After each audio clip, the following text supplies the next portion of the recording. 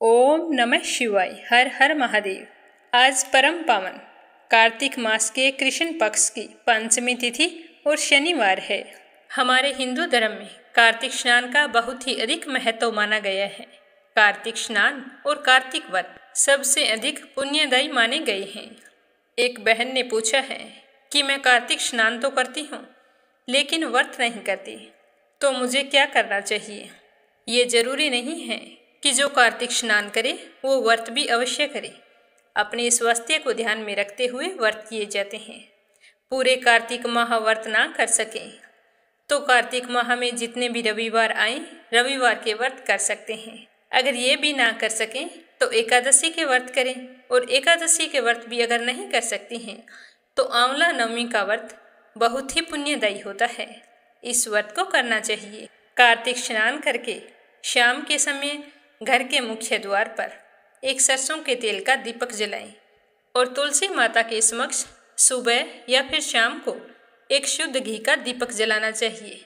कार्तिक माह में नियम से इतना कर लेने पर भी भगवान श्री हरि विष्णु और तुलसी माता अत्यंत प्रसन्न होते हैं और अपने भक्तों की समस्त मनोकामनाएं पूर्ण करते हैं।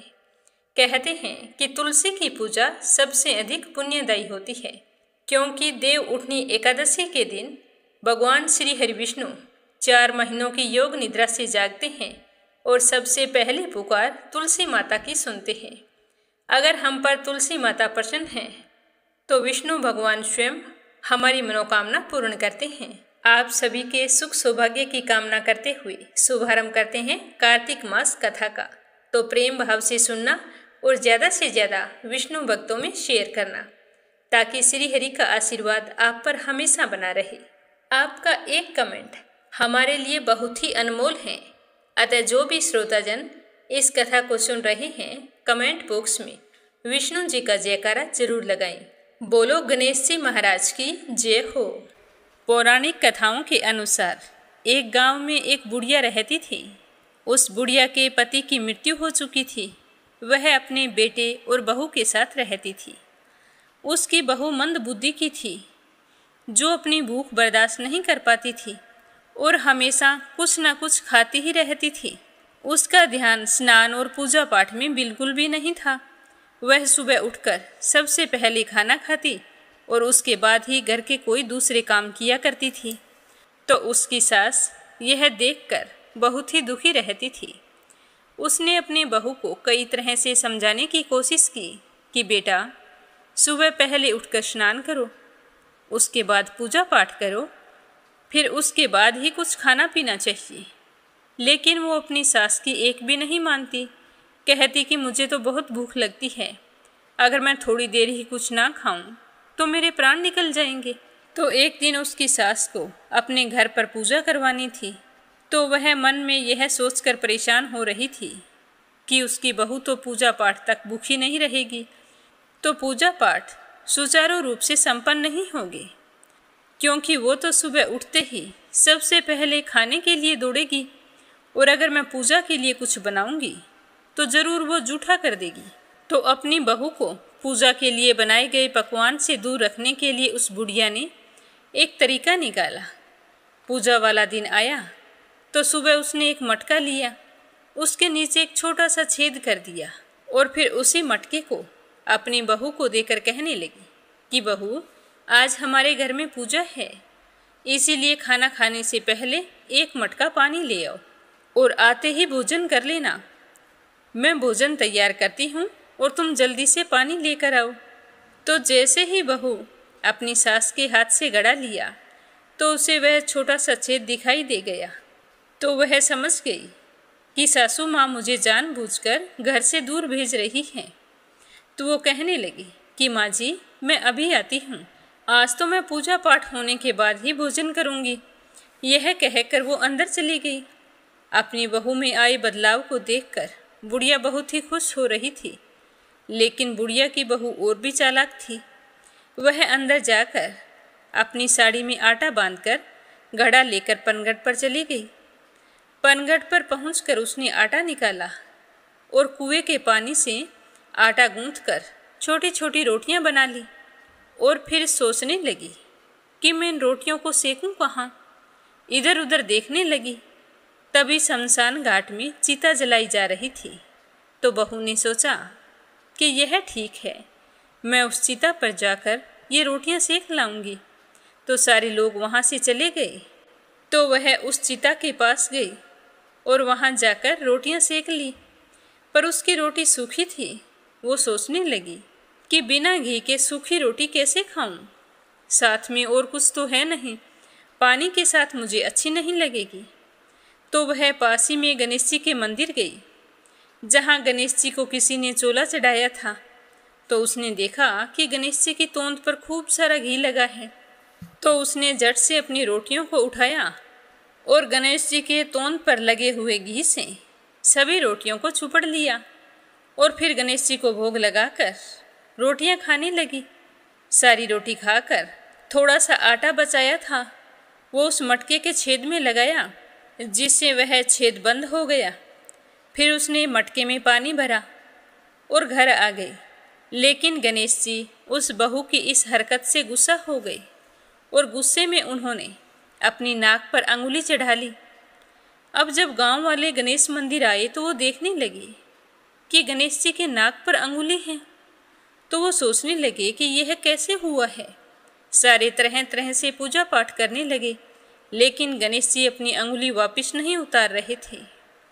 यह बात पूरे नगर में फैल गई। फैलते फैलते राजा तक पहुंच गई।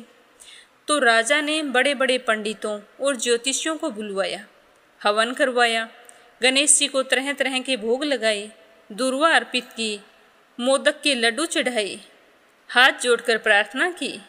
लेकिन गणेश जी तो नहीं माने और उन्होंने अपने नाक से अंगुली नहीं हटाई। अब सारे लोग चिंतित थे, सोचने लगे कि गणेश जी इस तरह क्रोधित बैठे हैं, कहीं कोई अनर्थ ना हो जाए।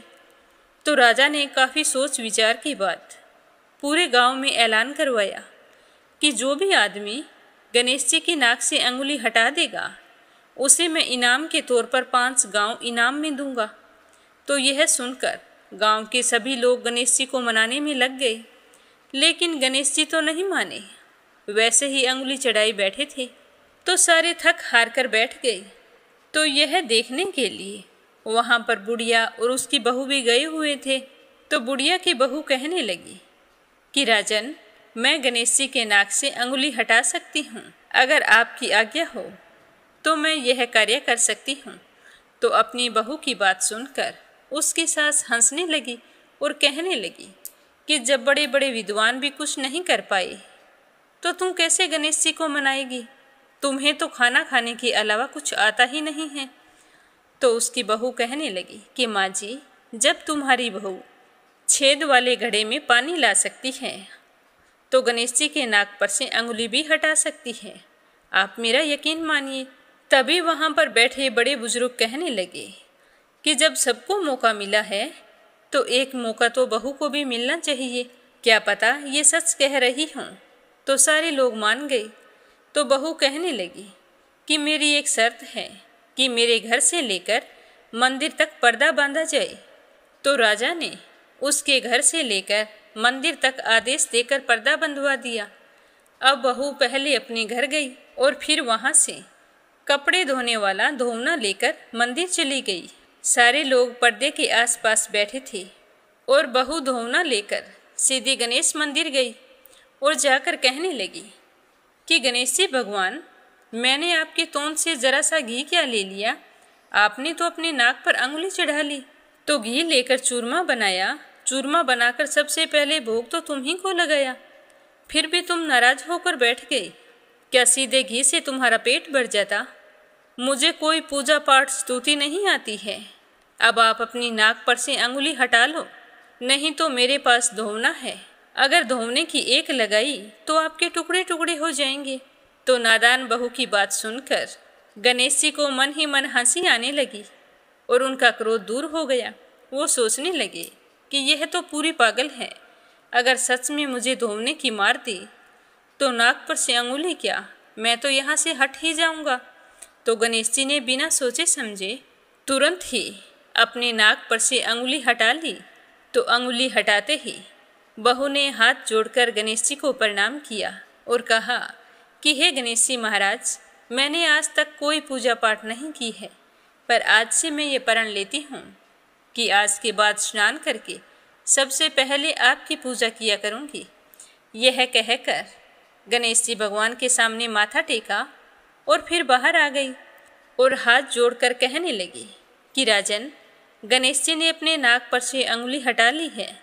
तो यह सुनकर राजा और गांव के सारे लोग हैरान हो गए और बहू की जय जयकार करने लगे। तो राजा ने अपने ऐलान के मुताबिक बहू को 5 गांव इनाम में दिए। तो उस बहू की बूढ़ी सास भी यह देखकर बहुत ही खुश हुई और अपनी बहू को हृदय से लगाकर कहने लगी कि बेटा, मैं तो तुझे पागल समझ रही थी, पर तूने तो सच में चमत्कार कर दिखाया। तो वो कहने लगी कि माँ जी, इन सब के पीछे हमारे घर पर जो आपने पूजा करवाई थी उसी का फल है। अगर आप पूजा ना करवाती और मैं पानी लेने के लिए कुएं पर ना जाती तो यह सब कुछ कभी नहीं होता। इस तरह बातें करते हुए दोनों सास बहू खुशी खुशी अपने घर चली गई और फिर उसके बाद सास बहू दोनों रोजाना गणेश जी भगवान की पूजा करने लगी। हे गणेश जी भगवान, जैसे आपने बुढ़िया की बहू का मान रखा और उसका कहना मानकर अपनी नाक पर से अंगुली हटा ली, उसी तरह सबकी सुनना और सबकी मनोकामना पूर्ण करना। प्रेम भाव से कहिए गणेश जी महाराज की जय हो। अब सुनते हैं कार्तिक स्नान की कथा। एक गांव में एक सास और बहू रहा करती थी। कार्तिक का महीना आया तो सास अपनी बहू से कहने लगी कि बहू, मैं तो कार्तिक स्नान के लिए तीर्थ जाना चाहती हूँ। तो बहू कहने लगी कि सासू माँ, मैं भी आपके साथ चलूँगी। आपके बेटे तो अभी परदेश गए हैं, मैं अकेली पीछे क्या करूँगी। तो उसकी सास कहने लगी कि बेटा, तू अभी छोटी है, घर की रखवाली के लिए भी कोई चाहिए। अब की बार तो मैं ही जाती हूँ, तुम फिर कभी चली जाना। तो ऐसा कहकर उसकी सासू माँ तीर्थ को चली गई। अब वो अकेली क्या करे। बैठी बैठी सोच रही थी कि गंगा स्नान तो मुझे भी करना था। तभी गली में घड़े बेचने वाले की आवाज़ आई तो वह भागकर बाहर गई और कहने लगी कि भैया, आपके पास कुंडे हैं क्या। तो उसने कहा कि हाँ बहन हैं। तो वह उससे 33 कुंडे ले आई। अब रोजाना एक कुंडा भरकर रख देती और सुबह जल्दी उठकर उस कुंडे में स्नान करती और कहती कि सासू नहाए उंडे में, बहू नहाए कुंडे में, और फिर उस कुंडे को उल्टा करके रख देती। फिर तुलसी माता की पूजा करती, सूर्य देव को अर्घ्य देती। इस तरह सारा समय अपना भजन कीर्तन और पूजा पाठ में ही बिता देती। ऐसा करते करते महीना पूरा हो गया। जिस दिन कार्तिक माह की पूर्णिमा तिथि थी, उस दिन उसकी सासू माँ गंगा जी में स्नान कर रही थी। तो उसी समय उसके नाक की नथ निकलकर पानी में बह गई और वहाँ से बहकर जहाँ बहू स्नान करती थी उस कुंडे में आ गई। तो कुंडे में नथ देखकर बहू ने अपने सासू माँ की नथ को पहचान लिया और सोचने लगी कि मेरी सासू माँ की नथ यहाँ पर कैसे आई। उसने उसे उठाया और संभाल कर रख दिया। अब सासू माँ अपने नाक की नथ खोकर बहुत ही परेशान थी। उदास होकर कुछ देर तो बैठी रही, फिर बड़े ही दुखी मन से वहाँ से लौट चली। जब वो घर आई तो बहुत ही उदास थी। उसकी बहू बड़ी ही खुश थी। घर बहुत ही शांत और पवित्र नजर आ रहा था। तो बहू ने अपनी सासू माँ को देखते ही उनके चरण स्पर्श किए और चारपाई पर बैठाकर पानी का लोटा लेकर आई और कहने लगी कि लो माँ जी, पानी पी लो। लगता है आप तो बहुत थक गए हैं, कितने उदास दिखाई दे रहे हैं। तो वो कहने लगी कि बेटा, मैं कार्तिक स्नान से नहीं थकी हूँ, मेरे नाक की नथ खो गई है, मैं तो उसी को लेकर परेशान हूँ। सुहाग की चीज़ खो जाना अब शुभ माना जाता है। तो अपनी सासू माँ की बात सुनकर बहू अंदर गई और नथ लाकर अपनी सासू माँ को दे दी। तो बहू के पास नथ देखकर उसकी सास कहने लगी कि बेटा, ये तुम्हारे पास कैसे आई। तो उसने कहा कि माँ जी, यह तो गंगा के पानी में बहकर कुंडे में आई थी, मैंने पहचान ली और मैंने अंदर रख दी। तो उसकी सास कहने लगी कि गंगा का जल कुंडे में कैसे आया। तो वह अपनी सासू माँ को लेकर ऊपर गई जहाँ उसने कुंडे रख रखे थे। तो वे सारे के सारे कुंडे सोने के हो गए।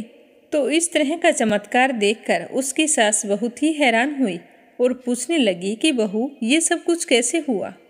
तो वो बोली कि माँ जी, आप तो कार्तिक स्नान के लिए चले गए थे और मैंने तो उसी दिन 33 कुंडे ले लिए। रोज एक कुंडा भर के रख देती, सुबह जल्दी उठकर स्नान करती और फिर उस कुंडे को उल्टा करके रख देती। तब सासू माँ बोली कि बहू, तुम बड़ी भाग्यवान है जो साक्षात गंगा जी तेरे पास आई है। तूने पूरे श्रद्धा और विश्वास से कार्तिक स्नान किया है, इसीलिए भगवान ने प्रसन्न होकर तुझे इसका फल दिया है।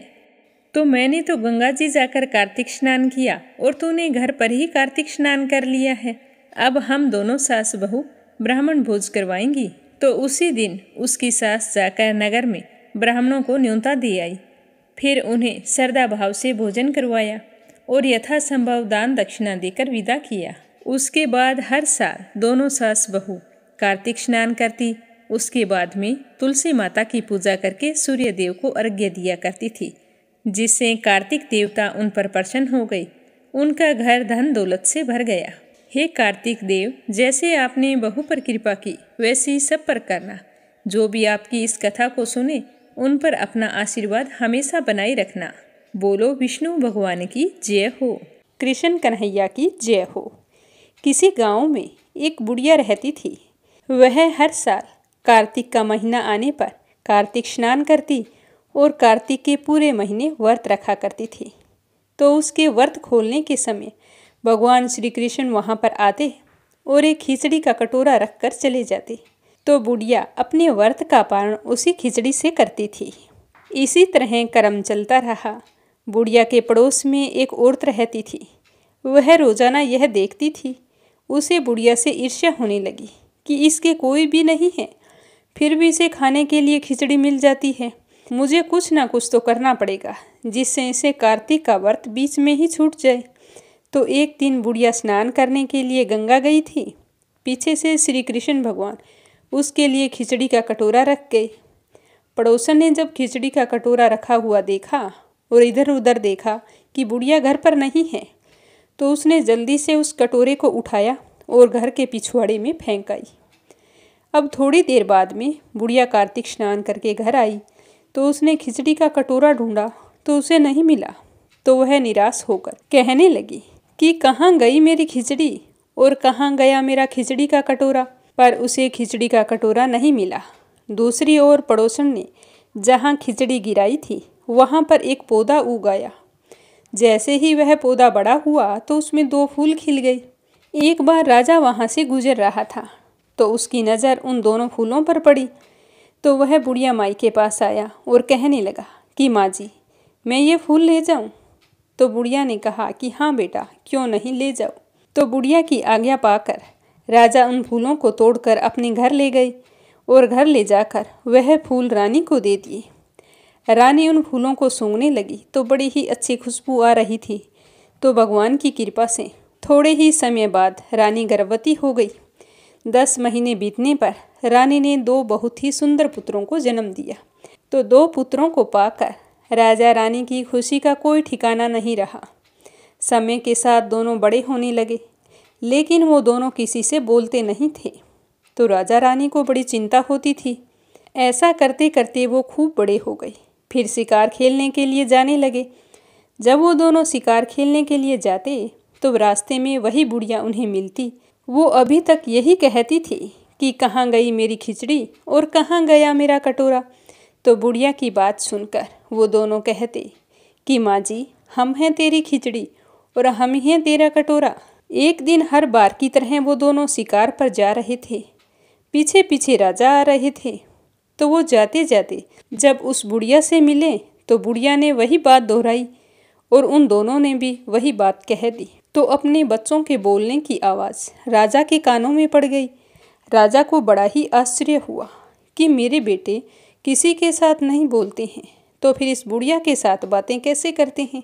तो राजा ने उस बुढ़िया को राजमहल में बुलाया और पूछा कि मेरे बेटे किसी से नहीं बोलते हैं तो तुमसे बात कैसे करते हैं।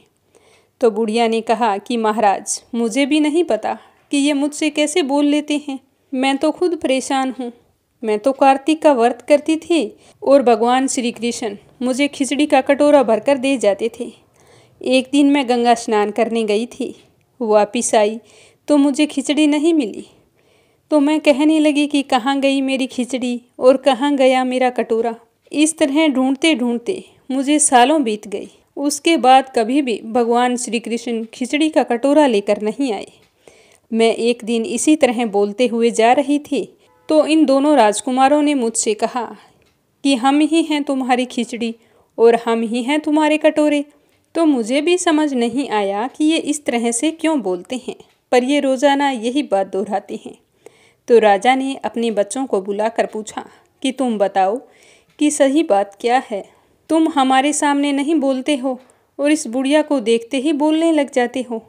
तो वो राजकुमार कहने लगे कि जब यह बुढ़िया माई कार्तिक स्नान करती थी तो भगवान श्री कृष्ण इनके लिए खिचड़ी का भरा हुआ कटोरा रखकर जाते थे। उसी से ये व्रत का पारण करती थी। तो यह देखकर इनकी पड़ोसन इनसे बहुत ही ईर्ष्या करती थी। एक दिन बुढ़िया माई जब गंगा स्नान करने गई हुई थी तो पीछे से उस पड़ोसन ने खिचड़ी के कटोरे को उठाकर बुढ़िया के घर के पीछे फेंक दिया। तो उसी खिचड़ी से एक पौधा उगा और उसके ऊपर 2 सुंदर फूल लगे और वही फूल राजा महल में लाकर रानी को दे दिए। तो रानी ने उन फूलों को सूंघा तो हम दोनों का जन्म हुआ। तो हमें तो भगवान ने तुम्हारे लिए ही भेजा है। तो यह सारी बात सुनकर राजा बहुत ही खुश हुआ और बूढ़ी अम्मा के चरण स्पर्श करके कहने लगा कि अम्मा, कार्तिक स्नान तो आपने किया है पर उसका कुछ पुण्य फल तो मुझे भी मिला है। आपकी वजह से हमें संतान की प्राप्ति हुई है। आज से आप मेरी माँ हो और यहीं पर राजमाता बनकर रहोगी। तो यह सुनकर वह बुढ़िया बहुत ही खुश हुई और राजा और दोनों बेटों को आशीर्वाद देने लगी। उसके बाद वह बुढ़िया महल में राजमाता बनकर रहने लगी। इस तरह कार्तिक स्नान करने का फल बुढ़िया माई को मिला। हे कार्तिक महाराज, जैसे आपने बुढ़िया की बात सुनी और उसका भला किया, उसी तरह जो भी कार्तिक स्नान करके आपकी इस कथा को सुने उसकी मनोकामना पूर्ण करना। कार्तिक स्नान की दूसरी कथा। एक समय की बात है, किसी नगर में एक बूढ़ा आदमी रहता था। उसके 7 बहुएं थीं। एक बार जब कार्तिक का महीना आया तो उसने अपनी बहुओं से कहा कि बेटा, मैं कार्तिक स्नान करना चाहता हूँ, क्या तुम इसके नियम निभाने में मेरा साथ दोगी? तो 7 बहुओं में से 6 बहुओं ने मना कर दिया। लेकिन बड़ी बहू ने कहा कि पिताजी, मैं आपके सारे नियमों में साथ दूंगी। तो यह सुनकर उसका ससुर बहुत ही खुश हुआ।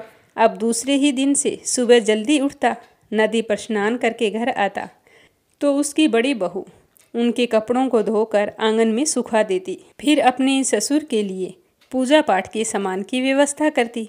तो यह देखकर उसका ससुर बहुत ही खुश होता और कहता कि ऐसी बहू भगवान सबको दे। जब उसकी बहू अपने ससुर के कपड़ों को आंगन में सुखाया करती थी तो उससे पानी की बूंदें गिरती वो हीरे मोती में बदल जाती थी। तो इस तरह बड़ी बहू तो धनवान हो गई। अब कपड़ों से हीरे मोती गिरते देखकर बाकी 6 बहुओं से रहा नहीं गया। एक दिन वो आई और अपनी जेठानी से कहने लगी कि तुमने तो कई दिन हो गए कार्तिक स्नान का नियम निभाते हुए, अब ससुर जी को हम लेकर जाती हैं। बचे हुए दिन ये हमारे यहाँ रह लेंगे, हम इनके नियम का अच्छे से पालन करेंगी। तो उसकी जेठानी ने कहा कि हाँ हाँ, क्यों नहीं, अगर पिताजी की इच्छा हो तो आप ले जा सकती हैं। तो वो सारी की सारी जाकर अपने ससुर से कहने लगी कि पिताजी, अब तुम हमारे साथ चलो और हमारे घर पर रहकर बचे हुए कार्तिक स्नान का पूजा पाठ आप वहीं पर कर लेना, हम आपके सारे नियमों को निभा देंगे। तो उसका ससुर सोचने लगा कि आज अचानक से मेरी 6 बहुओं को क्या हो गया है। फिर भी ना चाहते हुए उसने अपनी बड़ी बहू से कहा कि बेटा, मैं कुछ दिन के लिए तुम्हारी देवरानियों के यहाँ जाता हूँ, मुझे तो पूजा पाठ करनी है, कहीं पर भी कर लो। तो वो बोली, ठीक है पिताजी, जब तुम्हारा मन हो तो वापस लौट आना, तुम्हारे बिना यह घर सूना सूना लगेगा। तो उसका ससुर अपनी छोटी बहुओं के साथ उनके घर चला गया और दूसरे दिन सुबह हुई तो गंगा नदी पर स्नान करने चला गया। जब लौट कर आया तो अपनी बहुओं से कहा कि बेटा, मेरे कपड़े धोकर सुखा दो। तो उसकी बहुओं ने नाक मुंह सिकोड़ते हुए सीधे पानी में भिगोकर कपड़े तार पर डाल दिए। तो जैसे ही उन कपड़ों से पानी टपकने लगा तो सारे घर में कीचड़ ही कीचड़ हो गया। तो यह देखकर उन बहुओं को बड़ा ही गुस्सा आया और कहने लगी कि हमारे घर तो आप पाप का स्नान कर रहे हैं, इसीलिए तुम यहाँ से अभी के अभी चले जाओ और जेठानी जी के घर जाकर स्नान करो। हमारे घर में पापियों के लिए कोई जगह नहीं है। तो बहुओं की बात सुनकर वह मन ही मन सोचने लगा कि मुझे तो कल ही पता था कि जरूर कोई स्वार्थ है। अगर मेरी सेवा करनी होती तो उसी दिन बोल देती, चलो कोई बात नहीं। यह सोचकर अपनी बड़ी बहू के यहाँ आया तो बहू देखकर बहुत ही खुश हुई और अपने ससुर के कपड़े धोकर सुखा दिए। जैसे ही सुखाए तो फिर से हीरे मोती गिरने लगे। अब तो कार्तिक का महीना समाप्त होने वाला था। तो उसका ससुर चिंता में पड़ गया और सोचने लगा कि बड़ी बहू ने तो मेरे पूरे महीने नियम धर्म का पालन किया है। मुझे कुछ ब्राह्मणों को भोजन करवाना था, अब इसे कैसे कहूँ। यह बेचारी घर का काम करके खेत भी तो जाती है और मेरी भी सेवा पानी करती है। तो इस तरह चिंतित बैठे देखकर उसकी बड़ी बहू ने कहा कि पिताजी क्या बात है, आज आप इतने उदास दिखाई दे रहे हैं। तो उसके ससुर ने कहा कि बेटा क्या बताऊं, कार्तिक का महीना समाप्त होने वाला है और मैं सोच रहा था कि कुछ ब्राह्मणों को भोजन करवाऊं, पर तुम अकेली इतना सारा काम कैसे करोगी। तो उसने कहा कोई बात नहीं पिताजी, आप मुझे बता दो क्या कुछ करना है, मैं सब कुछ तैयार कर दूंगी। तो यह सुनकर उसका ससुर बहुत ही खुश हुआ और ब्राह्मणों को न्योता देकर छोटी बहुओं के घर कहने गया कि सारी की सारी भोजन करने आ जाना। अगर समय है अपनी जेठानी का भी काम में हाथ बटा देना। तो बहुएं कहने लगी कि काम में हाथ बटाना तो दूर है, जब तक वो घर में रहेगी हम तो खाने पर नहीं आएंगे। तो उसका ससुर एक बार फिर से चिंता में पड़ गया और सोचने लगा कि ऐसा कैसे होगा। वो अकेली सारा सामान तैयार करेगी और मैं उससे कहूँगा कि तुम घर छोड़कर चली जाओ। तो वह तो घर आकर चिंतित होकर बैठ गया। तो बड़ी बहू ने देखकर कहा कि पिताजी अब क्या बात है, अब क्या चिंता है आपको, मुझे बताओ। तो उसके ससुर ने कहा कि बेटा तुम्हारी देवरानियों ने कहा है कि जब तक तुम घर पर रहोगी तो वो भोजन नहीं करेंगी। तो वो कहने लगी कि कोई बात नहीं पिताजी, मैं खाना बनाकर रख जाऊंगी। हम पहले ब्राह्मणों को भोजन करवा देंगे, उसके बाद मैं खेत चली जाऊंगी, फिर तुम उन्हें बुला लेना।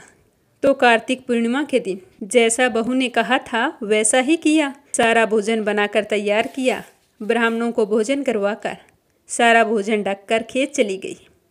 तो पीछे से ससुर जी ने अपनी बहुओं को कहा कि चलो अब तुम्हारी जेठानी खेत चली गई है, तुम आओ भोजन कर लो। तो सारी बहुओं ने आकर भोजन किया और बचे हुए भोजन में कंकड़ पत्थर डाल दिए और मन ही मन खुश होती हुई चली गई कि अब देखते हैं जेठानी जी क्या खाएगी। सारा दिन की खटती ससुर की लाडली, अब देखते हैं कि क्या खाएगी। इसी तरह प्रसन्न होते हुए वो अपने घर चली गई और उधर खेत में बैठकर बड़ी बहू कहने लगी कि राम जी की चिड़िया राम जी का खेत, चुगलो चिड़िया भर भर पेट। मेरे ससुर ने घर में जगह दी और मैंने खेत में चिड़िया को बाजरा डालकर वह घर आ गई। घर आई तो बूढ़ा आदमी फिर उदास बैठा था। तो उसने पूछा कि पिताजी अब आप उदास क्यों बैठे हैं, क्या मेरी देवरानियाँ आई नहीं, सब कुछ ठीक ठाक तो निपट गया। तो वो कहने लगा कि बेटा सारा ठीक ठाक ही निपट गया, लेकिन तेरी देवरानियाँ भोजन करके बचे हुए खाने में कंकड़ पत्थर डाल गई। तो बहू कहने लगी कि कोई बात नहीं पिताजी, मैं अपने लिए 4 रोटी बना लूँगी। तो इस तरह कहकर बहू घर के अंदर गई। अंदर जाकर जैसे ही भोजन को देखा तो खाने में कंकड़ पत्थर की जगह हीरे मोती पड़े थे। सारे घर में खूब धन ही धन हो गया। छोटे से घर की जगह महल बन गया और सारा घर धन दौलत से भर गया, अन्न के भंडार भर गए। तो वह अपने पिताजी को बुलाकर कहने लगी कि पिताजी आपने तो कहा था कि मेरे लिए कुछ नहीं बचा, लेकिन यहाँ पर तो हीरे मोतियों के भंडार हो गए हैं, पूरे घर में धन की वर्षा हो रही है, हमारा साधारण सा घर महल में बदल गया है। तो उसका ससुर सारी चीज़ों को देखकर कहने लगा कि बेटी तुमने सच्चे मन से मेरे कार्तिक स्नान के नियम को निभाया है, लेकिन तेरी देवरानियों ने तो इसे पापी मन से निभाया था, इसीलिए कार्तिक देवता तुमसे प्रसन्न हो गए हैं और तुम्हें यह फल दिया है। यह कहकर वह अपनी बहू को ढेरों आशीर्वाद देने लगा। हे कार्तिक देवता, जैसे आपने बड़ी बहू की सुनी वैसे सभी की सुनना। जो कार्तिक स्नान करे अपने बूढ़े सास ससुर की सेवा करे उनके पूजा पाठ और व्रत उद्यापन में उनकी मदद करे, उनकी सारी मनोकामनाएं पूर्ण करना, अन्न धन के भंडार भरना, सुख सौभाग्य का वास करना। तो अब अपने सुनेंगे पोपा बाई की कहानी। किसी गांव में एक भाई बहन रहा करते थे। भाई की शादी हो गई, लेकिन उसकी बहन की शादी नहीं हुई थी। बहन का नाम पोपा बाई था। पोपा बाई भगवान की परम भगत थी। वह हमेशा पूजा पाठ में लगी रहती थी। एक दिन उसके भाई भाभी ने उसे शादी करने के लिए कहा, तो उसने मना कर दिया और कहा कि भैया भाभी, मैं शादी नहीं करवाऊंगी और ना ही आज के बाद से आपके साथ रहना चाहती हूँ। आप ऐसा करो, मेरे लिए गांव से बाहर एक झोंपड़ी बनवा दो, मैं उसी में रहकर अपना जीवन व्यतीत कर लूँगी। तो उसका भैया कहने लगा कि बहन, मैं तुम्हें गांव से बाहर अकेली को कैसे छोड़ सकता हूँ। तो वो कहने लगी, भैया आप मेरी चिंता मत करो, मुझे तो भगवान की भक्ति करनी है और मैं आपके साथ रहूँगी तो आपको हमेशा यह लगेगा कि आपने मेरी शादी नहीं की और मैं शादी नहीं करना चाहती हूँ। तो उसके भैया ने अपनी बहन का कहना मानकर गांव के बाहर झोंपड़ी बना दी। उसके बाद उसने सभी गांव वालों से कहा कि हे गांव वालों, आप लोग अपनी अपनी गाय और बछड़े को मेरे झोंपड़े के पास घास चरने के लिए छोड़ दिया करो। मैं आपके सभी गाय बछड़ों की देखभाल किया करूँगी और मेरे लिए आपके घर जो बासी रोटी बचे वो भेज दिया करो, मैं वही खाकर अपनी भक्ति कर लूँगी। तो उसी दिन से सारे गांव वाले अपनी गायों और बछड़ों को पोपा बाई के झोंपड़े के पास छोड़ देते थे और रोज़ाना उसके भोजन की व्यवस्था भी कर देते थे। तो पोपा बाई सुबह शाम अपनी भक्ति करती, दिन में गाय और बछड़ों को चराती, उनकी देखभाल करती। एक समय की बात है कि एक राजा वहाँ से होकर गुजर रहा था, तो उसकी नज़र उस झोंपड़े पर पड़ गई। तो राजा सोचने लगा कि इस झोंपड़े में कौन रहता है, चलो मैं जाकर पानी पीकर आता हूँ। तो यह सोचकर राजा झोंपड़े के पास गया और ज़ोर ज़ोर से आवाज़ लगाने लगा कि यहाँ पर कौन रहता है। तो अंदर से कोई आवाज़ नहीं आई। तो राजा ने फिर ज़ोर से आवाज़ लगाई, फिर भी सामने से कोई आवाज़ नहीं आई। तो राजा दरवाजे को खटखटाने लगा। दरवाज़ा खटखटाने की आवाज़ सुनकर पोपा बाई ने अंदर से ही कहा कि कौन है, बार बार दरवाज़ा क्यों खटखटा रहे हो, क्या काम है तुम्हें। तो राजा ने उत्तर दिया कि मैं इस देश का राजा हूँ, तुम कौन हो और यहाँ पर अकेली क्या कर रही हो। तो उसने कहा कि मेरा नाम पोपा बाई है और मैं भगवान की भक्ति करती हूँ। मेरा नियम है कि मैं किसी भी पुरुष का मुंह नहीं देखती हूँ। तो राजा बोले कि मैं तो इस देश का राजा हूँ और यहाँ पर मेरा ही हुक्म चलता है। मैं तो आपके साथ विवाह करना चाहता हूँ, आप मेरे सामने आओ। तो पोपा बाई ने कहा कि तुम अपने महल को लौट जाओ, मैं शादी नहीं करना चाहती। लेकिन राजा ने पोपा बाई की बात की ओर ध्यान नहीं दिया और दरवाजे को तोड़कर अंदर चले गई और पोपा बाई को बलपूर्वक उठाकर अपने घोड़े पर बैठाया और महल की ओर चल पड़े। तो पोपा बाई ने राजा को श्राप दिया कि हे राजा, तेरा राजपाट सब नष्ट हो जाए। पर राजा ने उसकी बात की ओर ध्यान नहीं दिया। जैसे ही राजा महल में पहुंचे तो अपनी रानियों को पोपा बाई के बारे में बताया। तो पूरी बात सुनकर रानियों ने राजा से अनुरोध किया कि राजन, आप पोपा बाई को सही सलामत उनकी झोंपड़ी में छोड़ आए। आपने उसे यहाँ लाकर अच्छा नहीं किया, उसके श्राप से हमारा सब कुछ नष्ट हो जाएगा। भलाई इसी में है कि अभी के अभी आप उन्हें झोंपड़ी पर छोड़ आओ। तो राजा ने जाकर पोपा बाई से कहा कि तुम चलो मेरे साथ, मैं तुम्हें तुम्हारे झोंपड़े पर छोड़ आता हूँ। तो ऐसा कहकर पोपा बाई को घोड़े पर बैठाया और उसकी झोंपड़े की ओर चल पड़े। चलते चलते रास्ते में पाप की नदी आई और राजा उसमें डूब गया। पोपा बाई की भी उसी समय मृत्यु हो गई। मृत्यु के बाद पोपा बाई धर्मराज के दरबार में पहुंची तो धर्मराज ने उसे स्वर्ग का राज दे दिया। उसी समय गांव के किसी सेठ सेठानी की मृत्यु हुई थी तो वे दोनों मृत्यु लोक से स्वर्ग लोक को आए, लेकिन स्वर्ग का दरवाज़ा बंद पड़ा था। तो उन दोनों ने धर्मराज जी से द्वार खोलने के लिए विनती की। तो धर्मराज ने कहा कि इस द्वार पर तो पोपा बाई का राज है। तो सेठ सेठानी ने कहा कि हम तो पोपा बाई को जानते ही नहीं कि पोपा बाई कौन है। और वो यहाँ पर राज कैसे करती है। तो उनकी बात सुनकर धर्मराज जी ने कहा कि मैं तुम दोनों को 7 दिन के लिए मृत्यु लोक में भेजता हूँ। वहाँ जाकर तुम 8 खोपरा राई से भरकर 5 कपड़ा ऊपर रखकर कहानी सुनना और फिर उसका उद्यापन करना और इस प्रकार कहना कि राज है पोपाबाई का, लेखा लेगी राई राई का। कहा जाता है कि उसी दिन से पोपाबाई की कहानी कही और सुनी जाती है। अब अपने सुनते हैं धर्मराज जी की कहानी। एक नगर में 2 सेठानियाँ रहती थी। एक के घर में बहुत सारा धन था पर वो बहुत ही कंजूस थी। दूसरी के पास धन थोड़ा कम था पर मन से वह बहुत ही अमीर थी। वह रोजाना सुबह जल्दी उठती, गंगा स्नान करती, तुलसी माता बड़ पिंपल सींचती, भगवान के मंदिर जाकर भगवान की पूजा करती, धर्मराज सूरज भगवान की कहानी सुनती, भगवान के भोग लगाकर ब्राह्मण को जिमाती, गाय व कुत्ते के लिए ग्रास निकालती। जब दूसरी सेठानी इस धर्मात्मा को देखती तो हंस कर कहने लगती कि तुम पता नहीं दिन भर क्या करती रहती हो। तो वो कहती, बहन पूजा पाठ करना हर औरत का धर्म होता है। मैं तो कहती हूँ कि तुम भी सुबह जल्दी उठकर स्नान करके पूजा पाठ किया करो। तो दूसरी सेठानी कहती कि पूजा पाठ तो तुम भी खूब करती हो पर इसके बदले तुम्हें क्या मिला। कभी अपने आप को देखा है? सूख कर कांटा हो गई हो और मैं कुछ नहीं करती हूँ। देखो मैं कैसी हट्टी कटी हूँ। मैं तो कहती हूँ पूजा पाठ में कुछ भी नहीं पड़ा। मेरे पास तो खूब सारा धन है और तुम्हारे पास कुछ भी तो नहीं है। तो धर्मात्मा सेठानी कुछ नहीं बोली और अपनी पूजा पाठ नियम से करती रही। ऐसा करते करते समय बीतता गया। समय के साथ दोनों बूढ़ी हो चली थी। फिर एक दिन भगवान के घर से बुलावा आ गया तो यमराज के दूत उन्हें लेने के लिए आए। तो धर्मात्मा सेठानी के लिए यमराज जी ने विमान भेजा और दूसरी सेठानी को मारते पीटते हुए ले जाने लगे। तो थोड़ी दूर चलने पर वह सेठानी कहने लगी कि मुझे भूख लगी है। तो दूत कहने लगे कि किसी को कुछ दिया होगा तो ही मिलेगा। फिर बोली कि प्यास लगी है।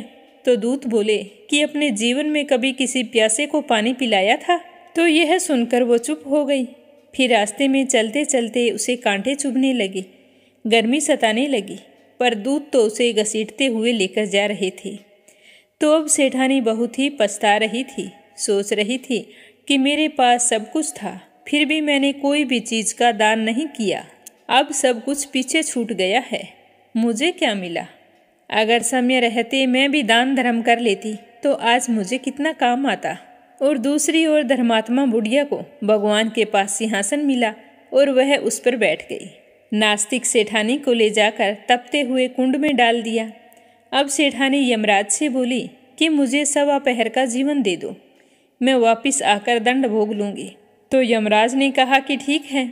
तो सेठानी के शरीर में प्राण वापिस डाल दिए। संसार में आते ही सेठानी ने पंडितों को बुलाकर धर्मराज जी की कथा सुनी और सब तरह से दान धर्म किया। इतने में 1.25 पहर का समय पूरा हो गया। अब की बार उसके लिए विमान आया। 1.25 पहर के दान धर्म से ही सेठानी को स्वर्ग का वास मिला। बोलो धर्मराज जी की जय हो। हर मनुष्य को अपनी कमाई का कुछ हिस्सा दान पुण्य में लगाना चाहिए और दान करते समय कभी भी मन में अभिमान नहीं लाना चाहिए, क्योंकि यह सब कुछ भगवान ने दिया है। तो हमें अभिमान किस चीज़ का, यह सोचकर खुश होना चाहिए कि भगवान ने हमें दान धर्म के लिए चुना है। बोलो धर्मराज जी की जय हो। हे धर्मराज जी, जैसी कृपा आपने सेठानी पर की वैसी सब पर करना। जो दान करे, गरीबों की सहायता करे और आपकी इस कथा को पूरे श्रद्धा भाव से सुने, उसकी सारी मनोकामनाएं पूर्ण करना। अब अपने सुनते हैं कीड़ी नगरा की कहानी। इस कहानी को कार्तिक और वैशाख के महीने में सुनने का नियम लिया जाता है। जितनी अपनी श्रद्धा हो 7 दिन, 21 दिन या 1.25 महीने, 1.25 साल इस कथा को सुनकर उद्यापन किया जाता है। ऐसा करने से भगवान श्री हरि विष्णु का आशीर्वाद मिलता है और हमारे घर में धन धान्य में बरकत बनी रहती है। विष्णु भगवान की जय हो। एक समय की बात है, एक गांव में एक बूढ़ी माई रहती थी। उसके 2 बेटे तथा 2 बहुएं थी। बूढ़ी माई भगवान श्री हरि विष्णु की परम भगत थी। वह अपना समय दान धर्म और पुण्य कामों में लगाती थी, परंतु वह बुढ़िया माई कभी भी मंदिर और सत्संग में नहीं जाती थी, न ही तीर्थ स्थानों पर जाती थी। एक बार गांव में भागवत कथा हो रही थी, तो उसके बड़े बेटे ने कहा कि माँ, आप सारा दिन घर में रहती हो, तो मंदिर में भागवत कथा हो रही है, तो आप भी वहां जाकर भागवत कथा सुनकर इसका पुण्य प्राप्त करो। तो बूढ़ी माई ने अपने बेटे का मन रखने के लिए कह दिया कि बेटा, आज मैं जरूर जाऊंगी, परंतु वो नहीं गई। शाम को बेटे ने पूछा तो बोली कि बेटा, आज तो समय नहीं था, कल जाऊंगी। ऐसा करते करते 6 दिन निकाल दिए। 7वें दिन उसके बेटे ने कहा कि माँ, आज कथा का अंतिम दिन है, आज तो कथा सुनने चले जाना। तो उसकी माँ ने कहा कि ठीक है बेटा, चली जाऊंगी। तो बूढ़ी माई घर के कामों में लगी रही। घर का सारा काम निपटाकर बुढ़िया माई ने इतनी देरी कर दी कि अंतिम दिन की भागवत कथा भी समाप्त हो गई। पर वह बूढ़ी माई घर से मंदिर के लिए चल पड़ी थी।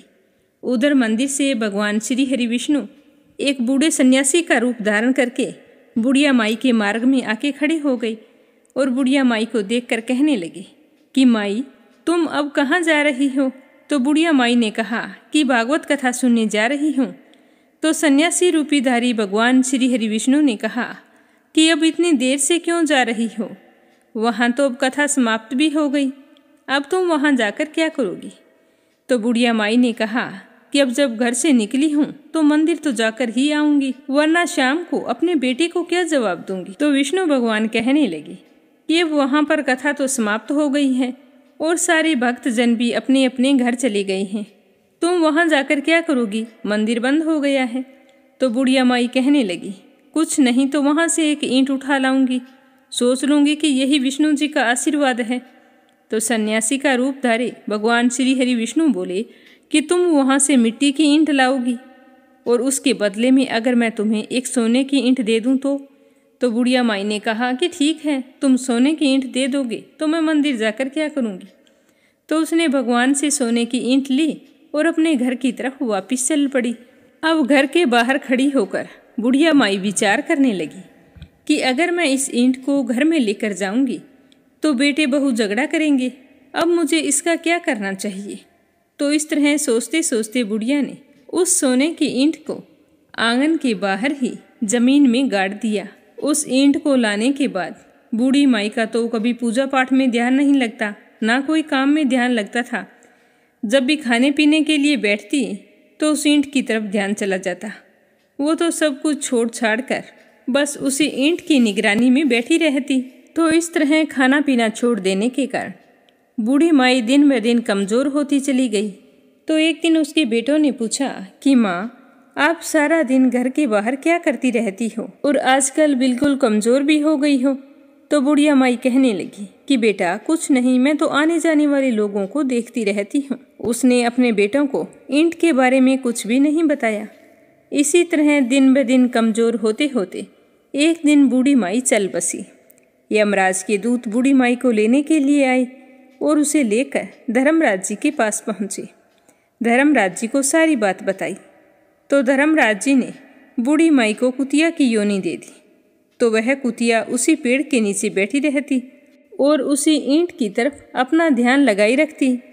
तो इस तरह टकटकी लगाई देखकर बुढ़िया माई की बहू ने अपने पति से कहा कि इस कुतिया को यहाँ से भगा दो, यह तो पागलों की तरह एक ही तरफ देखती रहती है, कहीं बच्चों को ना काट खाए। तो उस बहू के पति बुढ़िया के बेटे ने एक लकड़ी उठाई और जोर से उस कुतिया को दे मारी। तो कुतिया तो बेचारी उस मार को सहन नहीं कर पाई और वो मर गई। मरकर फिर धर्मराज जी के पास गई तो धर्मराज ने उसे अब की बार सर्प की योनि दे दी।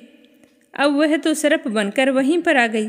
जब भी समय मिलता आंगन के बाहर जहाँ सोने की ईंट गड़ी थी वहाँ चक्कर लगाकर वापिस चली जाती। एक दिन बेटे बहू की नज़र उस पर पड़ गई तो उन्होंने उस सांप को भी मार दिया। तो इस प्रकार वो बूढ़ी माई दूसरी योनि से छूटकर धर्मराज जी के पास पहुंची। तो अब की बार धर्मराज जी ने उसे कीड़ी नगरा बना दिया।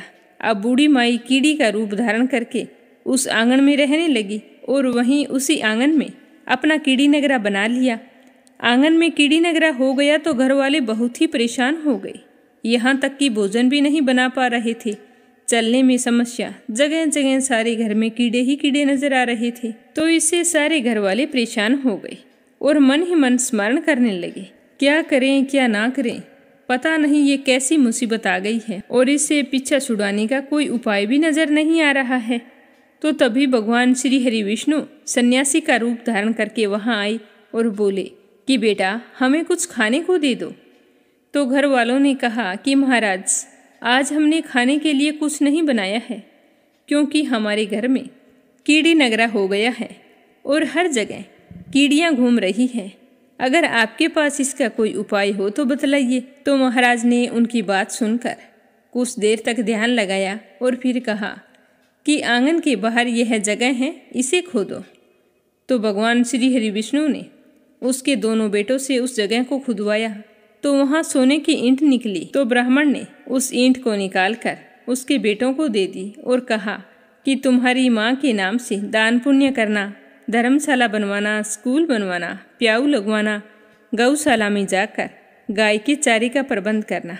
तो दोनों ने उस बूढ़े ब्राह्मण के सामने तो हाँ कर दी, लेकिन जैसे ही वह गया तो पीछे से दोनों भाई लड़ाई करने लगे। एक कहता कि दान तू कर, दूसरा कहता कि दान तू कर, मैं नहीं करूँगा। तो इस तरह से दोनों बेटों ने अपनी माँ के नाम से कोई भी दान पुण्य नहीं किया। तो कीड़ी नगरा वहाँ से कहीं नहीं गया, उसी स्वरूप में वहीं पर स्थापित रहा।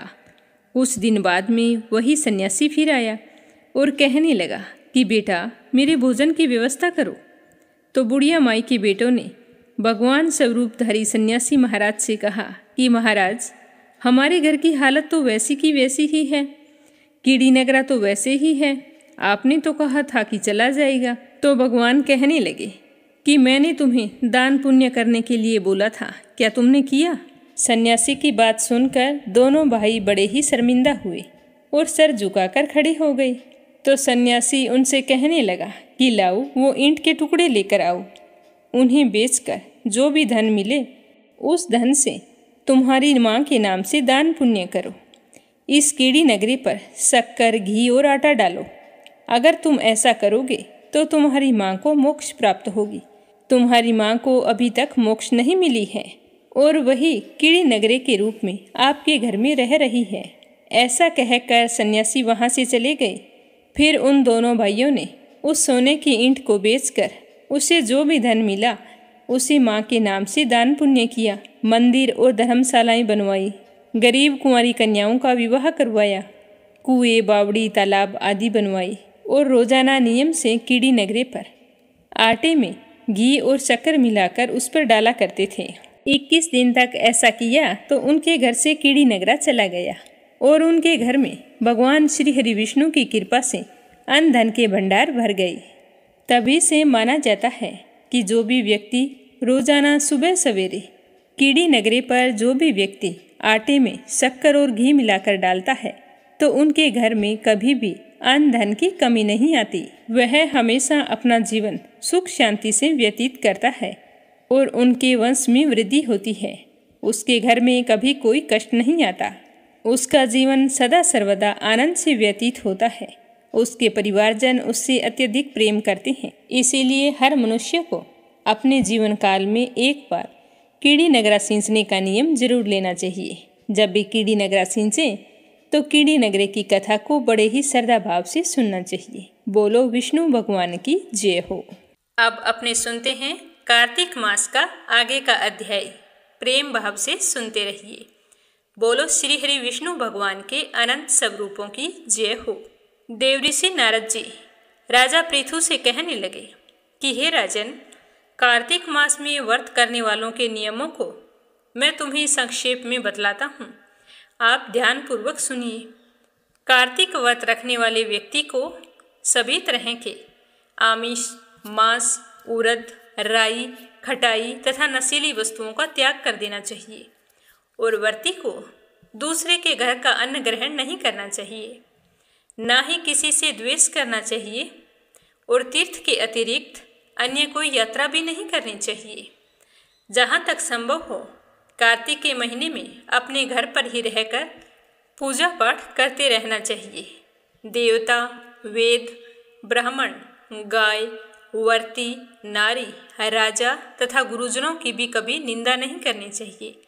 अपने से बड़ों का अपमान नहीं करना चाहिए और छोटों को बेवजह डांटना फटकारना नहीं चाहिए। व्रत रखने वाले को दाल, तिल, पकवान व दान किया हुआ भोजन ग्रहण नहीं करना चाहिए। किसी की चुगली या निंदा नहीं करनी चाहिए। किसी भी जीव का मांस नहीं छूना चाहिए। पान, कत्था, चूना, नींबू, मसूर, बासी तथा जूठे अन्न का भी प्रयोग नहीं करना चाहिए। गाय, भैंस और बकरी के अलावा किसी दूसरे पशु का दूध नहीं पीना चाहिए। कांसे के पात्र में रखा हुआ पंचगव्य, बहुत छोटे घड़े का पानी तथा केवल अपने लिए ही पका हुआ भोजन ग्रहण करना चाहिए। कार्तिक के महीने में मनुष्य को पूरे महीने ब्रह्मचर्य का पालन करना चाहिए। उसे धरती पर सोना चाहिए और दिन के चौथे पहर में केवल एक बार पत्तल में भोजन करना चाहिए। व्रती कार्तिक माह में केवल नरक चतुर्दशी, जिसे छोटी दिवाली भी कहते हैं, उस दिन पूरे शरीर में तेल लगाना चाहिए और इसके अलावा पूरे कार्तिक के महीने अपने शरीर पर तेल नहीं लगाना चाहिए। नरक चौदस के दिन जब चंद्रमा उदय हो तब स्नान करना चाहिए। इस दिन चंद्रमा चतुर्दशी के दिन सुबह 45 मिनट के लिए उदय होता है, तो ध्यान रखें यह समय 5 बजे से लेकर 6 बजे के बीच में होता है, तो उसी समय तेल से मालिश करके स्नान करना चाहिए। कहते हैं कि ऐसा करने से रूप और सौंदर्य की प्राप्ति होती है। कार्तिक माह में व्रत करने वाले मनुष्य को सिंगाड़ा, प्याज, मट्ठा, गाजर, मूली, काशी फल, लौकी, तरबूज, इन चीज़ों का सेवन नहीं करना चाहिए। रजस्वाला, चंडाल, पापी, मलेच्छ, पतित, व्रतहीन, ब्राह्मण द्रोही और नास्तिकों से बातचीत भी नहीं करनी चाहिए और चुगलखोर व्यक्ति से दूर रहना चाहिए। जहाँ पर भगवान की निंदा या ब्राह्मण का उपहास किया जा रहा हो, वहाँ पर एक पल के लिए भी नहीं ठहरना चाहिए। भगवान श्री हरि विष्णु को प्रसन्न करने के लिए अपनी शक्ति के अनुसार चांद्रायण आदि का व्रत करना चाहिए और जो मैंने अभी नियम बताए हैं उन नियमों का पालन करना चाहिए। व्रत रखने वाले को प्रतिपदा के दिन कुम्हड़ा, द्वितीया को कटहल, तृतीया को तृणी स्त्री, चतुर्थी को मूली, पंचमी को बेल, षष्ठी को तरबूज, सप्तमी को आंवला, अष्टमी को नारियल, नवमी को मूली, दसवीं को लौकी, एकादशी को परवल, द्वादशी को बेर, त्रयोदशी को मट्ठा, चतुर्दशी को गाजर तथा पूर्णिमा को साग का प्रयोग नहीं करना चाहिए। रविवार को आंवले का प्रयोग नहीं करना चाहिए। कार्तिक माह में व्रत रखने वाला मनुष्य यदि इन शाकों में से किसी एक शाक का सेवन करना चाहे तो पहले ब्राह्मण को देकर फिर स्वयं ग्रहण करें। यही विधान माघ के महीने के लिए है। देव उठनी एकादशी में जो मैंने अभी विधि बताई है उसी के अनुसार नृत्य, जागरण, गायन आदि करते रहना चाहिए। इसको विधि पूर्वक करने वाले मनुष्य को देखकर यमदूत ठीक उसी तरह भाग जाते हैं जैसे शेर की गर्जना से हाथी भाग जाते हैं। कार्तिक माह का व्रत सभी व्रतों में श्रेष्ठ है। इसके अतिरिक्त जितने भी व्रत यज्ञ हैं वह 1000 की संख्या में किए जाने पर भी इसकी तुलना नहीं कर सकते, क्योंकि यज्ञ करने वाले मनुष्य को सीधा बैकुंठ की प्राप्ति होती है। जिस प्रकार राजा की रक्षा उसके अंगरक्षक करते हैं, उसी प्रकार कार्तिक माह में व्रत करने वाले की रक्षा भगवान श्री हरि विष्णु की आज्ञा से देवराज इंद्र आदि देवता करते हैं। व्रती मनुष्य जहाँ कहीं भी रहता है वहीं पर उसकी पूजा होती है, उसका यश फैलता है, मान सम्मान मिलता है। उसके निवास स्थान पर भूत, पिशाच आदि कोई भी नहीं रुक पाते। विधि पूर्वक कार्तिक माह का व्रत करने वाले मनुष्य के पुण्यों का वर्णन स्वयं पितामह भी करने में असमर्थ है। यह व्रत सभी पापों को नष्ट करने वाला, पुत्र पौत्र प्रदान करने वाला और धन धान्य में वृद्धि करने वाला होता है। तो यह सुनकर राजा पृथु कहने लगे कि हे देव ऋषि, आपने बहुत ही अच्छी बात बताई है। अब मुझे कार्तिक व्रत के उद्यापन की विधि भी बतला दीजिए। तो राजा की बात सुनकर देवऋषि नारद जी कहने लगे कि तुम्हारी इच्छा को जानकर मुझे बड़ी ही खुशी हो रही है। मैं प्रेमवश तुम्हें आज कार्तिक मास के व्रत की उद्यापन विधि बतलाता हूँ। तुम ध्यानपूर्वक सुनना। तो यह अपने सुनेंगे कल की कथा में। श्रद्धा भाव से सुनने के लिए आप सभी का बहुत बहुत धन्यवाद। बोलो विष्णु भगवान की जय हो। अब अपने सुनते हैं तुलसी माता की कहानी। बोलो तुलसी माता की जय हो। एक बार भगवान शिव ने अपने तेज को समुद्र में फेंक दिया। उससे एक महातेजस्वी बालक ने जन्म लिया। यह बालक आगे चलकर जालंधर नाम से एक पराक्रमी द्वितीय राजा बना। इसकी राजधानी का नाम जालंधर नगरी था। द्वितीय राज कालनेमी की कन्या वृंदा का विवाह जालंधर से हुआ था। जालंधर महाराक्षस था और वृंदा एक पतिव्रता नारी थी।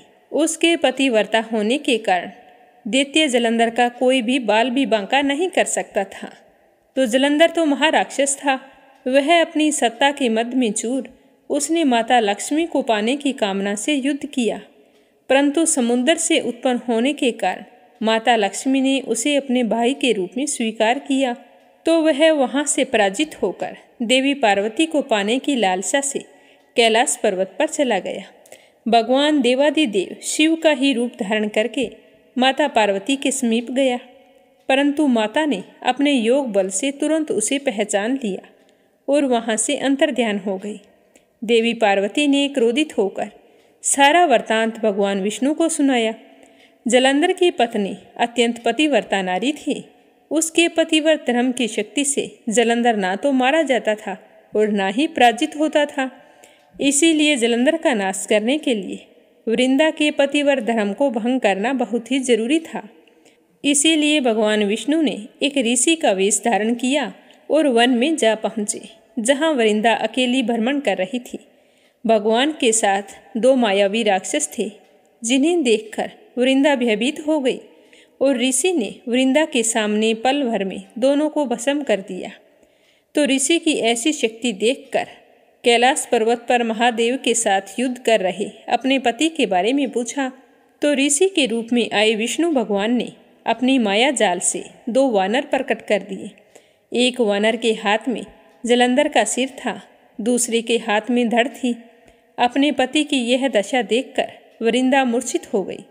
होश में आने पर उन्होंने ऋषि रूपी भगवान से विनती की कि वह उसके पति को जीवित कर दे। तो भगवान ने अपनी माया से पुनः जालंधर का सिर धड़ से जोड़ दिया, परंतु उस समय वो स्वयं उस शरीर में प्रवेश कर गए। वृंदा को इस बात की बिल्कुल भी भनक नहीं थी और वह जालंधर बने भगवान के साथ पतिव्रता का व्यवहार करने लगी, जिससे उसका अस्तित्व भंग हो गया। ऐसा होते ही वृंदा का पति जालंधर युद्ध में मारा गया। और जब इस सच्चाई का पता वृंदा को चला तो उसने क्रोधित होकर भगवान विष्णु को शिला होने का श्राप दे दिया तथा स्वयं सती हो गई। जहाँ वृंदा भस्म हुई थी वहाँ तुलसी का पौधा उग आया। तो भगवान विष्णु ने वृंदा से कहा कि हे वृंदा, तुम अपने सतीत्व के कारण मुझे लक्ष्मी से भी अधिक प्रिय हो गई हो। अब तुम तुलसी के रूप में सदा मेरे साथ रहोगी। जो मनुष्य मेरे शालिग्राम स्वरूप के साथ तुलसी का विवाह करेगा उसे इस लोक और परलोक में विपुल यश प्राप्त होगा। इसीलिए कहा जाता है कि जिस घर में तुलसी का पौधा होता है उस घर में यम के दूत असमय कभी नहीं आते। गंगा व नर्मदा के जल में स्नान तथा तुलसी का पूजन बराबर माना जाता है। चाहे मनुष्य कितना भी पापी क्यों ना हो, जब उसकी मृत्यु का समय आता है और प्राण नहीं निकल रहे होते हैं तो उसके मुख में तुलसी का पत्ता और गंगा जल डालें तो तुरंत ही निकल जाते हैं। वह पापों से मुक्त होकर बैकुंठ धाम को प्राप्त होता है। जो मनुष्य तुलसी व आंवलों की छाया में अपने पितरों का श्राद्ध करता है उसके पितर मोक्ष को प्राप्त हो जाते हैं। बोलो तुलसी माता की जय हो। अब अपने सुनते हैं लप्सी और तपसी की कहानी। बोलो लप्सी तपसी की जय हो। बहुत पुराने समय की बात है। एक गांव में एक ब्राह्मण परिवार रहा करता था। उसमें पति पत्नी के अलावा उनके 2 बच्चे थे। एक बेटा था, एक बेटी थी। ब्राह्मण दंपति बहुत ही सरल स्वभाव के थे। समय मिलने पर प्रभु का स्मरण किया करते थे। उनकी बेटी बहुत ही संस्कारी और सुशील थी, लेकिन उनका बेटा आवारा किस्म का था। वह कोई काम धाम नहीं करता और ना ही कभी अपने माँ बाप का कहना मानता था। समय के साथ दोनों बहन भाई बड़े हो गए। बहन की शादी कर दी गई, पर भाई का वही हाल था। उसके माँ बाप ने उसे समझाया कि बेटा, अब हम वृद्ध हो चले हैं, तुम कोई काम किया करो, लेकिन उस पर उनकी बातों का कोई असर नहीं होता था। तो एक दिन ब्राह्मणी अपने पति से कहने लगी कि स्वामी, आप बिल्कुल काम छोड़ दीजिए। जब घर में कुछ भी नहीं होगा तो यह अपनी जिम्मेदारी समझेगा और काम पर लग जाएगा। तो ब्राह्मण ने दूसरे दिन से काम पर जाना छोड़ दिया। तो यह देखकर उनके बेटे ने कोई काम नहीं किया और चोरी करने चला गया। आते जाते राहगीरों को लूट लेता और उसी से अपने घर का गुजारा किया करता था। तो उसकी लूटने और चोरी करने की आदत से सारे गांव वाले उसे लपसी कहने लगे। तो लपसी की इस हरकत से उसके माँ बाप बहुत ही दुखी रहते थे, पर वह किसी की सुनने के लिए तैयार नहीं था। इसी तरह समय बीतता गया। एक दिन की बात है कि लपसी एक पीपल के पेड़ पर बैठा था। तभी शिव पार्वती जा रहे थे। पार्वती माता गहनों से लदी हुई थी। तो लपसी उन्हें देखकर सोचने लगा कि सूरत के कितने गहने हैं, आज ये सारे के सारे लूट लूँगा तो मुझे कई महीनों तक चोरी नहीं करनी पड़ेगी। तो वह लूटने के इरादे से पीपल की ओट में होकर बैठ गया। जैसे ही शिव पार्वती वहाँ से जाने लगे तो लपसी एकदम से शिव पार्वती के सामने आकर कहने लगा कि जल्दी से जितने सारे गहने पहन रखे हैं उतार दो। तो पार्वती माता कहने लगी कि तुम चोरी क्यों करती हो, तुम्हें पता है चोरी करना पाप है।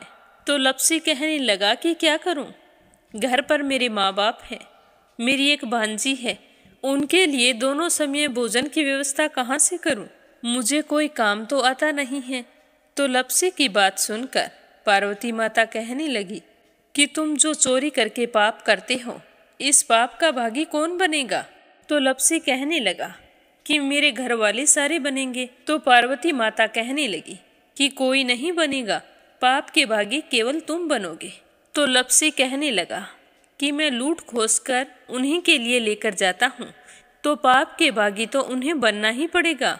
तो लपसी की बात सुनकर पार्वती माता ने हंसकर कहा कि हम यहीं पर बैठे हैं और तुम अपने घर जाओ, अपने घर वालों से पूछो कि कोई तुम्हारे पाप का भागी बनेगा क्या। तो यह सुनकर लपसी भागा भागा अपने घर आया और अपनी माँ के पास गया और कहने लगा कि माँ, मैं चोरी करके लाता हूँ, राह चलते राहगीरों को लूटता हूँ, तुम्हारे लिए ही तो करता हूँ।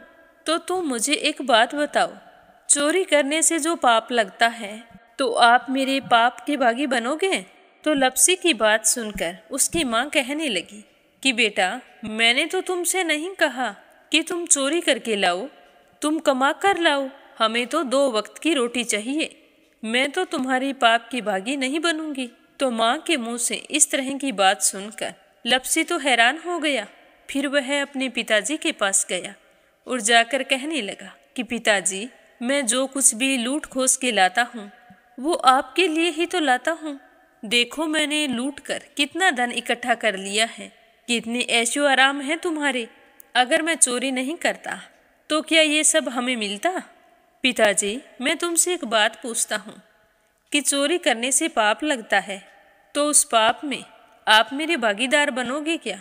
तो लपसी की बात सुनकर उसके पिताजी कहने लगे कि बेटा, मैंने नहीं कहा कि तुम चोरी करके लाओ, तुम कमा कर लाओ, मैं तुम्हारे पाप का भागी नहीं बनूंगा। तो माँ बाप के मुंह से इस तरह की बात सुनकर वह बहुत ही उदास हुआ और सोचने लगा कि मैं कितने महीनों से चोरी कर रहा हूँ, ना जाने मुझ पर कितना पाप चढ़ गया है, और ये तो बोल रहे हैं कि पाप के भागी हम नहीं बनेंगे, तो अब क्या होगा। तो वह बड़े ही दुखी मन से शिव पार्वती से मिलने के लिए चल पड़ा। जैसे ही घर से बाहर निकलने लगा तो उसकी छोटी सी भांजी दरवाजे पर खेल रही थी। उसे पता नहीं था कि पाप पुण्य क्या होता है। तो वो कहने लगी कि मामा, पाप की भागी मैं बनूंगी, तो उसके इस तरह कहते ही लपसी ने उसे गोद में उठाया और चल पड़ा। शिवजी भगवान और पार्वती माता के पास जाकर कहने लगा कि घर वालों ने पाप का भागी बनने से मना कर दिया है और एक यही है जो पाप की भागी बनने को तैयार है। फिर लपसी बड़े ही दीन स्वर में कहने लगा कि हे भगवान, मैं समझ गया हूँ कि चोरी करना पाप है। आज तक जो मैंने काम किया वो बहुत ही गलत था, लेकिन अब मैं इसका प्रायश्चित करना चाहता हूँ। अब तुम ही बताओ, मुझे मेरे पापों से मुक्ति कैसे मिलेगी? तो उसकी बात सुनकर शिव पार्वती बहुत ही खुश हुए और लपसी को कच्चे सूत का एक छोटा सा गोला देते हुए कहा कि लपसी, ये सूत लो और इस पीपल के चारों ओर परिक्रमा लगाओ। जब यह सूत समाप्त हो जाएगा तब तुम्हारे सारे पाप नष्ट हो जाएंगे। तो यह सुनकर लपसी बहुत ही खुश हुआ। सोचने लगा कि छोटा सा गोला है, अभी लपेट कर घर चला जाऊंगा, उसके बाद में कभी कोई पाप नहीं करूंगा। फिर उसने अपनी बांजी को कंधे पर बैठाया और पीपल की परिक्रमा लगानी शुरू कर दी। अब भगवान का वह सूत खत्म कहाँ होने वाला था। लपसी चक्कर लगाता गया पर वह सूत खत्म नहीं हुआ। चक्कर लगाते लगाते 1 महीने, 6 महीने, साल, पूरे 12 साल बीत गए पर वह सूत खत्म नहीं हुआ। 12 साल बाद एक बार फिर शिव पार्वती जी वहाँ से गुजर रहे थे तो पार्वती माता ने कहा कि स्वामी, चलो लपसी को चलकर देखते हैं। तो शिवजी कहने लगे, वो चोरी करने वाला, लूटने वाला कब का चला गया होगा? तो पार्वती माता कहने लगी कि नहीं स्वामी, चलकर देखने में क्या जाता है, चलो एक बार देखते हैं। तो शिव पार्वती जी जैसे ही पीपल वृक्ष के पास आए तो देखा कि लपसी तो अब भी चक्कर लगा रहा है। वहाँ चारों ओर गहरी खाई हो गई है और लपसी की बड़ी बड़ी दाढ़ी, मूंछें, नाखून बढ़ गए हैं। तो यह देखकर पार्वती माता ने कहा कि देखो स्वामी, आप तो कह रहे थे कि वो कब का ही चला गया, देखो इसके मन में सच्ची भक्ति है। तो पार्वती की बात सुनकर शिवजी ने कहा कि चलो अभी देख लेता हूँ। तो यह कहकर शिवजी ने एक सोने का कड़ा लपसी के आगे फेंक दिया। तो लपसी ने झट से उसके ऊपर पैर कर लिया।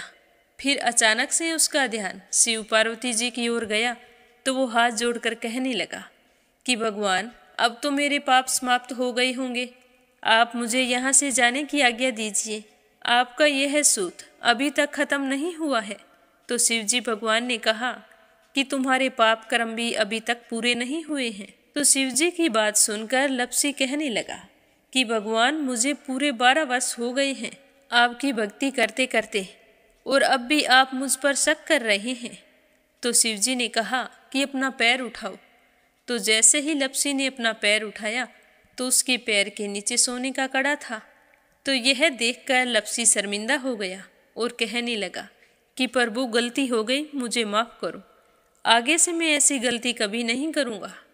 तो शिवजी कहने लगे कि नहीं लपसी, तुम्हारा पाप ऐसे पूरा नहीं हो सकता। अब तुम्हें 12 वर्ष तक और इसी तरह परिक्रमा करनी होगी, उसी के बाद तुम्हारे पाप समाप्त होंगे। यह कहकर शिव पार्वती वहाँ से चले गए और वह फिर से पीपल के पेड़ की परिक्रमा करता रहा। करते करते 12 साल बीत गए। 12 साल बाद में शिव पार्वती जी वहाँ पर आए तो उन्होंने देखा कि आज भी वो वहीं पर चक्कर लगा रहा है। तो शिवजी ने फिर उसके सामने सोने की अंगूठी फेंकी पर उसने कोई ध्यान नहीं दिया। तो शिवजी भगवान प्रसन्न होकर कहने लगे कि हे लपसी, आज से तुम मेरी तपस्या करके तपसी बन गए हो। मैं तुम्हें वरदान देता हूँ कि तुम अपने जीवन में सारे सुखों को प्राप्त करेगा और तूने 24 बरस तक मेरी भक्ति की है, इसका फल भी तुझे अवश्य मिलेगा। जो भी औरत गाय और कुत्ते की रोटी नहीं बनाएगी उसका पुण्य फल तुम्हें मिलेगा। आंगन लीप कर दहलीज नहीं लीपेगी तो उसका पुण्य फल भी तुझे ही मिलेगा। अगर हमारे घर की बहन बेटी को हम सूट, तीवल या साड़ी भेंट स्वरूप देते हैं तो साथ में मोली का धागा और कुछ रुपए नहीं देंगे तो उसका पुण्य फल भी तुम्हें ही मिलेगा।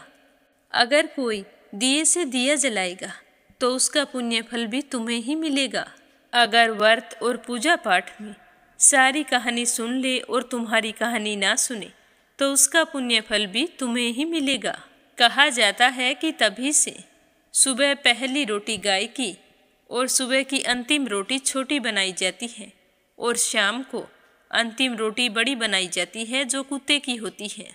और दिए से दिया भी नहीं जलाया जाता और घर की बहन बेटियों को सूट और तीवल के साथ भेंट स्वरूप कुछ रुपए भी जरूर दिए जाते हैं। और उसी दिन से हर व्रत कथा के बाद में लपसी तपसी की कहानी जरूर सुनी जाती है और कथा समाप्त होने पर कहा जाता है कि लपसी का फल लपसी को मिले, तपसी का फल तपसी को मिले। हमारी पूजा पाठ का, हमारे व्रत का और हमारी कहानी का पुण्य फल हमें मिले। बोलो लपसी तपसी की जय हो। तो ये थी लपसी और तपसी की कहानी। लपसी तपसी दो भाई नहीं थे। लपसी और तपसी एक ही आदमी का नाम था। लूट कर लाता था, इसीलिए उसे लपसी के नाम से पुकारते थे और फिर भगवान की तपस्या करने के कारण उसे तपसी के नाम से जाना जाने लगा। बोलो लपसी तपसी की जय हो। अब अपने सुनते हैं कथा सुनने वाले प्यारे श्रोताओं के नाम। आज का पहला कमेंट परमेश्वरी रघुवीर सिंह है, दिल्ली से। दूसरा है संजय, सोनिया, हिताक्षी, दीपेश, मयंक, हरियाणा से। और तीसरा है अपराजिता मीना श्रीवास्तव, नेपाल से। प्रिया, रणवीर देसवाल, पवनी देसवाल, वरदान देसवाल, मेरठ से। सरला रानी, करणपुर से। आरती खैरावर, अगरखर से। आशा शर्मा, विष्णु, ज्योति, अंशु, भीलवाड़ा से। रवि सैनी, सीमा सैनी, मलियाना से। कमला, गुरुग्राम से। श्रीमती शर्मा, अलीगढ़ से। यूएन तिवारी, इंदिरा तिवारी, लखनऊ से। श्रीमती यशोदा, ओडिशा से। नीलम जायसवाल, हैदराबाद से। राधा रोहिला, दिल्ली से। रेखा, धर्मेंद्र शर्मा, जयपुर से। विमला, नेपाल से। नीमा मठपाल, रामनगर से। मीनू वालिया, दिल्ली से। संगीता अग्रवाल, कमला देवी अग्रवाल, दुलिया, महाराष्ट्र से। कुसुम, सुनीता पवार, कृषि पवार, मध्य प्रदेश से। सीमा जोशी, रवि कुमार जोशी, दिल्ली से। श्यामवती, सुषमा, हरियाणा से। निर्मला सिसोदिया, दिल्ली से। प्रियंका द्विवेदी, हरदोई से। रामचंद्र मांडिया, राजस्थान से। आशा यादव, मऊ से। सुमन चांदोरा, जोधपुर से। बबीता, निहारिका, नोएडा से। चंद्रकांता, दिल्ली से। रितु मिश्रा, गाजियाबाद से। उषा शर्मा, झुंझुनू से। बीना, देविका, कनिका वाशने, अलीगढ़ से। गीता गोस्वामी, सुनीता गोस्वामी, मेरठ से। बीनू मेहरा, दिल्ली से। सरोज अग्रवाल, जबलपुर से। कोमल निर्मल, मुंबई मीरा रोड से। पूजा, प्रोमिला मलिक, मीनू, हर्षल, वामिक, सोनीपत से। रुक्मणी शर्मा, अंबाला से। सुनीता रानी, मेरठ से। ममता सिंधे, दिल्ली से। गुड़िया ठाकुर, गाजियाबाद से। नंदा पांडुरंग पुजारी, ब्रह्मपुरी, महाराष्ट्र से। अनिल टिहरी, करनाल से। संजीव कंसल, कविता कंसल, हितेश कंसल, आरुष कंसल, रानी कंसल, मुजफ्फरनगर से। संजू भाटी, जोधपुर से। रिधिमा, परमिला, सुरेश यादव, धामतरी से। मीरा अग्रवाल, बंगाल से। शोभा कुंवर पुरोहित, अहमदाबाद से। गीता गोस्वामी, सुनीता गोस्वामी, खुशी गोस्वामी, मेरठ से। कमला देवी, भीलवाड़ा से। राजेंद्र शर्मा, तरुण शर्मा, यश शर्मा, गीता देवी, सतबीर सिंह। गोविंद, के लक्ष्मण दास, उमरकोट से। अशोक कुमार जी भटनागर, भोपाल, मध्य प्रदेश से। अंजना, सरस्वती, आर्यन, उद्धव आचार्य, नेपाल से। बाला रानी चंडीगढ़ से, सुदेश नागपाल करनाल से, रामवती देवी जगबीर सिंह, रवि कुमार, राहुल कुमार, अनुज कुमार, रुद्र कुमार, ज्योति, वंदना, भावना, आराध्या, अनाया, अविका, तोलू मोलू मेरठ से, मंजू शर्मा, सुरेश शर्मा, उदित शर्मा, वंदना वर्मा इंदौर से, सुनीता गोयल उत्तराखंड से, रंजना, अनिल, शीला बहन जयपुर से, अर्चना दुर्ग छत्तीसगढ़ से, इंदु रानी, दीपिका यादव रायपुर से, रतन अग्रवाल जयपुर से, रजनी बड़ोला उत्तराखंड से, बबीता देवी चंद्रकांता जयपुर से, मधु कोसी कलान से, गीता सैनी करनाल से, शांता बहन वाघेला गुजरात के मंडल से, अर्चना पांडे बेंगलुरु से, उषा शर्मा, कमलेश भल्ला जम्मू से, प्रिया कुंदनानी, नंदिनी शर्मा मेरठ से, पूनम यादव करेली से, रजनी गोयल, मनीषा, अपराजिता, मधुलिका, सारिका, अनुभव भोपाल से, उर्मिला सिसोदिया खरगोन से, शीला तंवर दिल्ली से, राजबाला छिंपा श्री गंगानगर से, पिंकी जौनपुर से, वीर बहादुर यादव योगेश्वरी भटनागर राजस्थान से, श्रीमती कमलेश जबलपुर से, स्वीटी जोधपुर से, उर्मिला सैनी, निकिता सेजवानी, विशाल सेजवानी, करण सेजवानी, पायल सेजवानी अहमदाबाद से, अभिनंदिनी वर्मा, क्षमा परतुल वडोदरा से, लता सोनी हैदराबाद से, वैशाली आचार्य हैदराबाद से, आशा अग्रवाल अंबिकापुर से, ममता गुप्ता भोपाल से, अर्चना गोड़ भोपाल से, मीना थापा दार्जिलिंग से, सावित्री ईश्वरलाल रामचंदानी गाजियाबाद से, नवलबाई उदयपुर से, अंजू गुप्ता लखनऊ से, माधुरी आजमगढ़ से, पूजा पाठक उत्तराखंड देहरादून कोशानी से, भारती महाराष्ट्र से, शशि रावत दिल्ली से, राम शर्मा पंजाब से, प्रभात चांडक विदर्भ प्रभा कमल किशोर चांडक अकोला से, शशि गुप्ता